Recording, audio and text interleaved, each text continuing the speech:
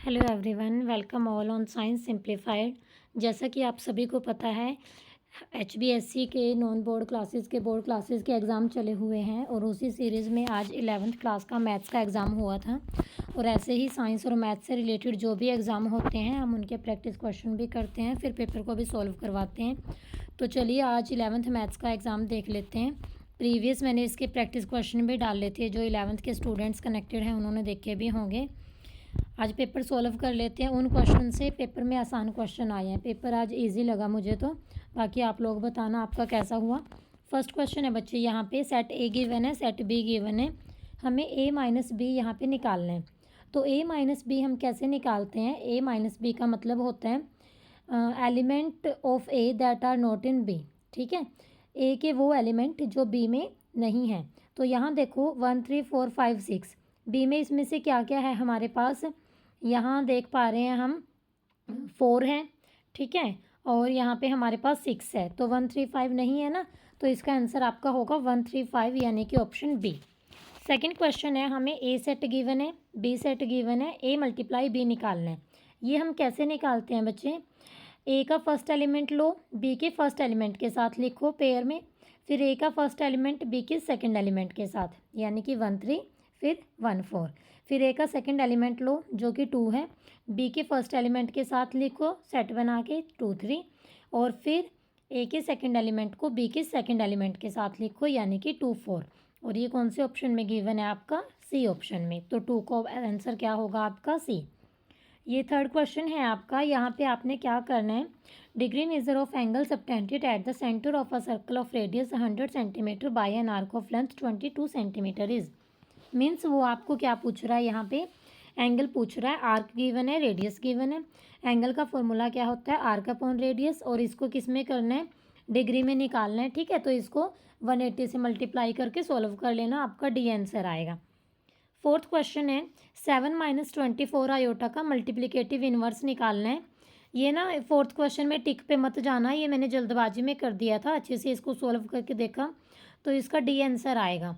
ठीक है, जब हम इसको सॉल्व करते हैं ना, मल्टीप्लिकेटिव इन्वर्स कैसे निकालते हैं? मीन्स मल्टीप्लाई करें उसको रैशनलाइज करके, 1/7 - 24 आयोटा को मल्टीप्लाई और डिवाइड करेंगे उसको 1 में लेके 7 + 24 आयोटा से।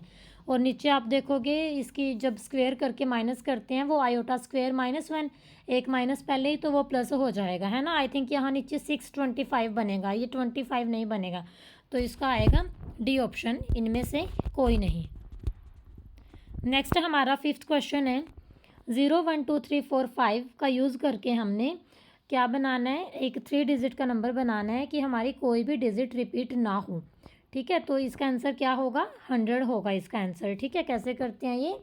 इसको आपने करना है, हमने इस तरीके से करना होता है कि हम फर्स्ट डिजिट पे ऐसा नंबर लें जो सबसे छोटा हो। जैसे हम 0 को तो ले नहीं सकते, फिर वो 2 डिजिट का बन जाएगा, इसीलिए इसका सी ऑप्शन नहीं है। डी ऑप्शन क्यों नहीं है इसका? क्योंकि इसमें 7 यूज़ हो गया। ठीक है जी, तो ये 5 × 5 × 4 यानी कि 100 बन जाएगा आपका आंसर। फिर आपको सिक्स्थ क्वेश्चन, ये APGP वाले चैप्टर में से है। जीपी आपको थर्ड टर्म ऑफ जीपी 24 है, सिक्स टर्म इसकी 192 है, और आपने यहाँ पे कॉमन रेशियो निकालनी है। ठीक है, जीपी का फॉर्मूला लगा लेना आपने, AR⁻³ में करते हैं, फिर ये AR⁵ आ जाएगा, उसको डिवाइड कर देना, ए से कैंसिल, और यहाँ से आपकी जो आर की वैल्यू है वो निकल जाएगी। ठीक है, और इसका आंसर आएगा आपका 2 यानी कि बी ऑप्शन। सेवन्थ क्वेश्चन है आपका, arithmetic mean of 2 different number is A and geometric mean is G. तो बच्चे क्या होता है इसमें? ये रिलेशन आपकी होती है A होता है जी से, तो ऑप्शन क्या होगा? सी ऑप्शन होगा। एट्थ क्वेश्चन है आपका, ये लिमिट वाले चैप्टर में से है, लिमिट एंड डेरिवेटिव वाला चैप्टर। तो ये है आपके पास √1 + x - 1 डिवाइडेड बाई एक्स। जैसे ना ये लिमिट x टेंड्स टू 0 दे दी और डिवाइड में x है, तो इस तरह के क्वेश्चनों में डायरेक्ट नहीं पुट करना, पहले उसको सॉल्व करना होता है मल्टीप्लाई डिवाइड करके। ठीक है, और फिर पुट करना होता है, नहीं तो ये ऐसे इन्फिनिटी ही नहीं बन जाएगा। ठीक है, तो आपको जब इसको सॉल्व करोगे तो इसका आंसर आपका ए आएगा 1/2। नेक्स्ट है, हमने डेरिवेटिव बताना है sin x × cos x के लिए।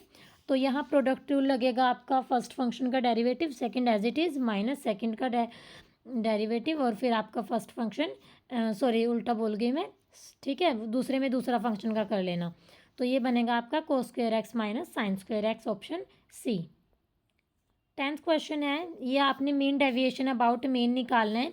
सॉल्व करोगे इसको तो इसका आंसर आएगा 3। और फिर नेक्स्ट 11th क्वेश्चन है आपका, यहाँ पे हमें क्या गिवन है, ई और एफ म्यूचुअली एक्सक्लूसिव इवेंट है, पी ऑफ ए गिवन है, पी ऑफ एफ गिवन है, P of A union F निकालना है। ठीक है, ये सिंपल होता है एडिशन करके। आंसर आ जाएगा इसका ए 4/5। 12th क्वेश्चन है आपका, 2 dice are thrown once, probability of getting the sum as a prime number.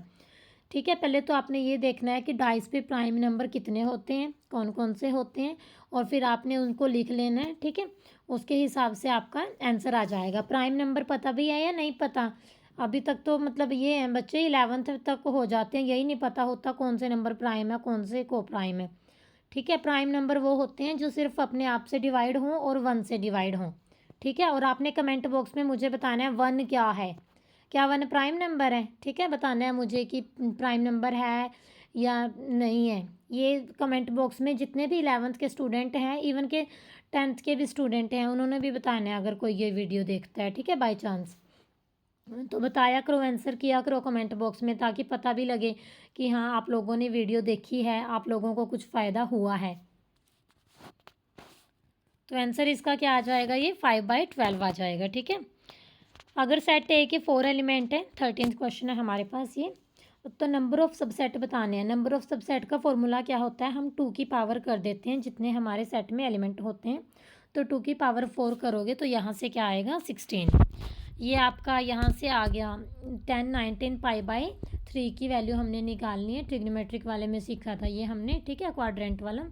तो ये सॉल्व करोगे 10 की, इनकी वैल्यूज़ के लिए ना टेबल याद कर लेना। ये 10th क्लास में भी आप लोग करते हो ना, ये टेबल याद आपकी ट्रिग्नोमेट्री में जो है आपकी वो वाले टेबल, तो उससे निकलेंगी ये वैल्यू। ऐसे नहीं आप वो कर सकते। ठीक है, क्वाड्रेंट की नॉलेज होनी चाहिए अच्छी तरह से कि किस में पाई में प्लस करते हैं, पाई में माइनस करते हैं, तो कौन सी वैल्यू रहती है। ओके, तो इसका आंसर होगा √3। 15th क्वेश्चन दिया है आपको, ये कॉम्बिनेशन परमुटेशन वाला है। NC6 = NC4, उसके फैक्टोरियल को सॉल्व करोगे तो यहाँ से n की वैल्यू क्या आएगी 10। अब स्लोप है ये लाइन का 3x - 4y + 10 = 0। क्या वो 4/3 आएगा? जब आप इसको सॉल्व करोगे ना, y = mx + c। ठीक है, x के जो आगे होता है वो स्लोप होता है, इस तरह से देखते हैं हम ये, तो ये नहीं आएगा इसका स्लोप। ठीक है, तो ये आपका क्या होगा, फॉल्स। नेक्स्ट हमारा 17th क्वेश्चन है बच्चे, the standard deviation of 10 number is 2.5 if each number is double. ठीक है, हर एक नंबर को हमने डबल कर दिया, डबल किया तो ये हमारा स्टैंडर्ड डेविएशन भी डबल हो जाएगा। ठीक है, तो 2.5 से वो भी क्या हो जाएगा 5 हो जाएगा, तो ये आपका ट्रू होगा। 18th क्वेश्चन में ये 4th टर्म बतानी है एक्सपेंशन में। ये इसको सॉल्व करोगे ना, लंबी एक्सपेंशन है इसकी, तो ये आएगा 160x³ y³। 19th क्वेश्चन आ गया आपके पास असर्शन रीज़न का। यहाँ से देखो, इंग्लिश में पढ़ते हैं इसको। असर्शन गिवन है आपको, if S and T are 2 set such that S has 21 element, T has 32 element and S intersection T has 11 elements, then S union T will have 42 element. सबसे पहले आपको S यूनियन T का formula पता होना चाहिए। वो होता है हमारे पास number of element in S plus number of element in T, और जो इंटरसेक्शन यानी कि जो दोनों में कॉमन आ गया उसको हम कर देते हैं माइनस। अब देखो अप्लाई करके 21 + 32 करोगे आप, यहाँ से ये आपके पास बनेगा 53। 53 में से आप 11 को माइनस करोगे, 3 - 1 2, और यहाँ से ये आपका आ जाएगा आई थिंक 42 आ जाएगा, है ना, यही है ना। हाँ ठीक होगा ये, आई थिंक एक बारी करके भी देख लेना, मेरे हिसाब से ये ठीक ही लग रहा है। और ये रीज़न, हाँ ठीक है, रीज़न में फॉर्मूला दे रखा है, बिल्कुल सही है। तो ये गलती से डी पे लग गया है बच्चे। ठीक है, तो इसका आंसर ए होगा कि both assertions and reason are true and R is correct explanation of A. एक बार चेक करना इसको दोबारा से। ये होगा 53, 53 में से माइनस करेंगे 11, हाँ 42 ठीक है। पता नहीं भी ये कैसे मेरे से गलती होगी, एक बारी आप लोग भी रीचेक कर लेना। ठीक है, अगर किसी को गलत लगता है कमेंट कर देना, मैं भी दोबारा से देख लूँगी कहाँ गलती हुई है। बच्चे इंसान ही हैं हम सब भी, कोई ना कोई थोड़ी बहुत गलती होती ही रहती है, ठीक है, और इंसान से ही होती हैं गलतियाँ भी। और कोई बात नहीं, हमारे पास ऑप्शन होता है कमेंट बॉक्स का, कोई आंसर गलत बताया जाएगा मैं वो भी कमेंट बॉक्स में पिन कर दूँगी, देख लिया करो, कमेंट बॉक्स को चेक कर लिया करो, ठीक है, या कम्युनिटी में पोस्ट भी डाल देंगे, कोई ना। नेक्स्ट हमें 20th में ये जेड की वैल्यू दी है 2+3 आयोटा डिवाइडेड बाई 2-3 आयोटा, और ये modulus z is equal to 1। Reason इसका ये दिया है, ठीक है, ये भी ठीक ही लग रहा है, ए और आर वैसे तो दोनों ठीक है ना, देखो जेड इंटू जेड कॉन्जुगेट करते हैं तो ये स्क्वायर आ जाएगा। इसका ना ए ऑप्शन ठीक है वैसे, लेकिन इसका बी भी ठीक हो सकता है, ज़्यादा इसका ए ऑप्शन करेक्ट, ठीक है, तो ए के साथ जाना आप लोग। नेक्स्ट आपका जो सेक्शन बी है इसमें 2 मार्क्स के क्वेश्चन है, ये प्रूव करने वाला है आपका ट्रिग्नोमेट्री का क्वेश्चन। ट्रिग्नोमेट्री तो अच्छे से कर लीजिए, मतलब ठीक है, 11th में होगी, आगे कंपटीशन में काम आएगी अब आपके ये।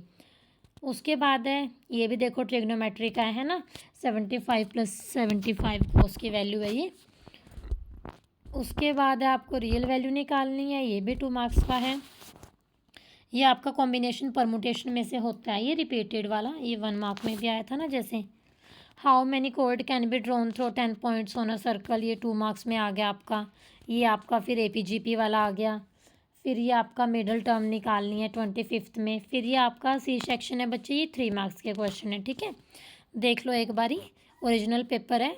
जिन स्टूडेंट्स ने मतलब CBSE के हो गए या कोई और बोर्ड के जिनका नहीं हुआ उनके लिए बेनिफिट होगा, प्रैक्टिस के लिए क्वेश्चन ही मिलेंगे आपको करने के लिए। ये 3 मार्क्स के क्वेश्चन है। फिर ये और में ये देखो सम निकालना है टर्म्स का, कितना इजी है, और ये सम दे रखा है, n की वैल्यू निकालनी है SN का फॉर्मूला लगा के, है ना, n/2 2a + n - 1 × d। उसके बाद ये प्रोबेबिलिटी सबसे इजी चैप्टर होता है और बहुत ज़्यादा मतलब मार्क्स का भी आता है। फिर ये डेरिवेटिव निकालना है, ठीक है, ये प्रिंसिपल सॉल्यूशन जनरल सॉल्यूशन निकालने हैं आपने। और फिर ये आपका ट्रिग्नोमेट्री का ही है, ये 5 मार्क्स के थे आपके पास। ये एक और में है, दोबारा भी और में है, ये इक्वेशन ऑफ इलिप्स, ये जो कॉनिक सेक्शन वाला चैप्टर बहुत इंपॉर्टेंट है भाई, ठीक है। ये फिर आपका AP का आ गया क्वेश्चन 34, और इस तरह से ये आपका 5 के हैं, सॉरी एकदम ये 2 क्वेश्चन है ना, ये हिंदी मीडियम में होता है कि इंग्लिश में, चलो ये आपका कंप्लीट पेपर था जो आज हुआ था। ऐसे ही हम 12th क्लास के भी देखेंगे और 10th क्लास के भी करते रहेंगे प्रैक्टिस भी, मैथ की साइंस की, ठीक है। 10th क्लास का तो आई थिंक मैथ का हो चुका है पेपर, वो मुझे आइडिया नहीं था, थोड़ा उस टाइम शेड्यूल कुछ और बिजी था, कोई बात नहीं, अभी नया नया चैनल शुरू किया है। नेक्स्ट टाइम ट्राई करेंगे आपके साथ साथ आपके रिक्वायरमेंट के अकॉर्डिंग तो सब्जेक्ट वाइज टॉपिक प्रोवाइड करते रहें, ठीक है बच्चे।